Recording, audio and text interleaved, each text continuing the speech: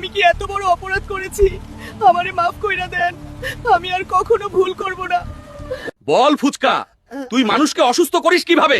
সত্যি করে বল, তোর এই কুকর্মে আর কে কে জড়িত? স্যার, আমি তো খুব টক ঝাল আর সুস্বাদু, আমি শুধু এই সুযোগটাই নিতাম। মানুষের পেটে গিয়ে আস্তে আস্তে হজম শক্তি গভীর করতাম, তারপর অ্যাসিডিটি, পেট ব্যথা আর কত রোগ আমি নিজেই জানি না। অনেক হয়েছে, ফুচকাকে নিয়ে রেডি হও, আমরা এখন কোর্টে যাচ্ছি।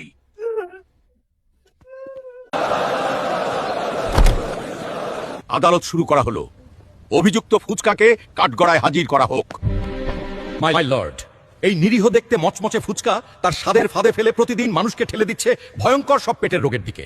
অ্যাসিডিটি, গ্যাস্ট্রিক, আলসার সবকিছু শুরু এখান থেকেই। আজ যদি একে ছেড়ে দেওয়া হয়, আগামীকাল আরো কত মানুষের পেট নষ্ট হবে তার কোনো হিসাব নেই। আসামি ফুচকা, তোমার কি কিছু বলার আছে? প্রিয় অর্ডার, আমি জানি আমি হাজার হাজার মানুষের ক্ষতি করেছি। আমার জন্য কত যে পেট ব্যথা, অ্যাসিডিটি আর কষ্ট হয়েছে তার হিসাব আমারও জানা নেই। আপনারা যে বিচার করবেন আমি মাথা পেতে নেব। Order, order. সব সাক্ষ্য প্রমাণ এবং আসামির স্বীকারোক্তি বিবেচনা করে এই আদালত সিদ্ধান্তে এসেছে ফুচকা গুরুতর অপরাধী। জনস্বাস্থ্যের ক্ষতি করার দায়ে এই আদালত ফুচকাকে দণ্ডবিধির ৩০২ ধারায় দোষী সাব্যস্ত করছে।